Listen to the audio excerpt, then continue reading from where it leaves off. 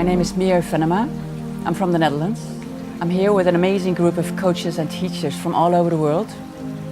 We have been here to transform lives, to empower people, but have our own lives transform at the same time.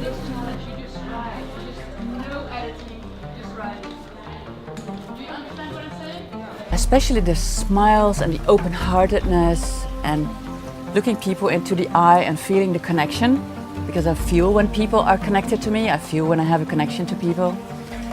And it was so sincere and so deep. I spoke about my fear of expressing my voice. I spoke about my dream of finding my voice and being in their country now to live that dream.